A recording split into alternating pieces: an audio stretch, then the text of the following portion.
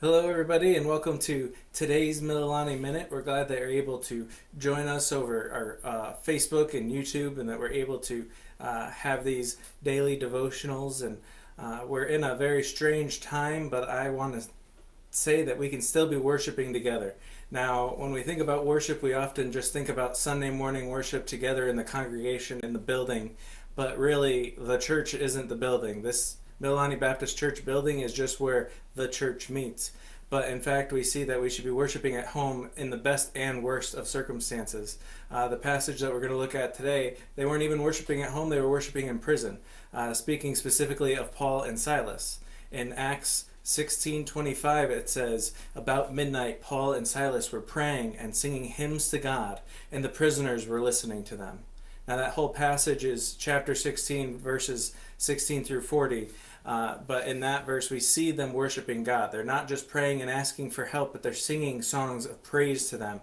And I think this is the perfect time to be doing that. That there's just strange things going on. A lot of us, if not all of us, are quarantined at home.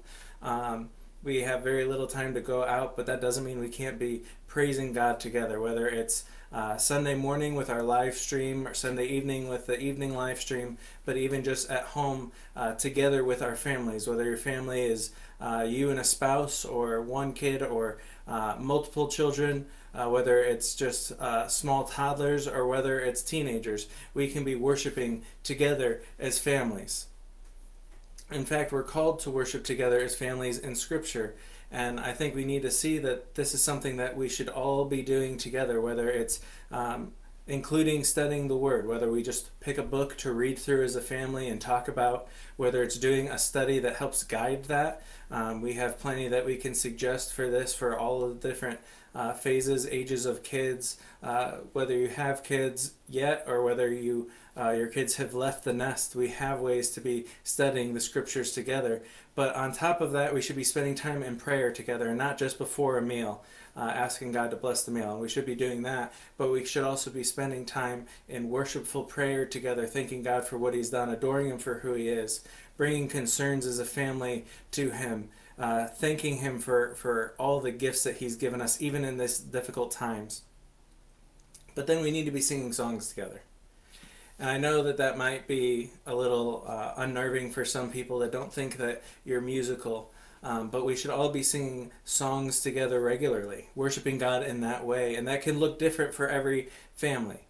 I know that not everyone has somebody that can play an instrument and lead that, but that's okay. You don't necessarily need that. You can sing hymns and other songs without a leading instrument. If you can also use tracks. If you don't have tracks or you don't know where to get them, let me know and I can get you some, whether we make them ourselves or I can find some for you. But even without that, you can just sing along with the recording, pull it up on YouTube and sing along with it and worship together. But we need to be worshiping God together. We may be stuck inside, but we get to be in our homes with our families. We're not stuck in prison, but we need to be taking this time and knowing that God is with us and God deserves to be worshiped regardless of the circumstances. So as we go through our week, let's look at ways to be worshiping together, but also this is something that needs to be intentional. It's not something that we're just going to stumble into generally, but it's something that we need to set a time. We're going to worship God together for 20 minutes after dinner, or we're going to come together for a half hour before dinner and worship God, and then we're going to eat together. But we need to be intentional and have these times to worship God as a family. And again, that doesn't mean we shouldn't come to Sunday morning worship, but it means that we should be doing it along with Sunday morning worship. We should be worshiping as a family of God, but also the family that God has given us. So as we go through this week, let us just look at that and start, if we haven't been already, worshiping God in the family at home. Thank you.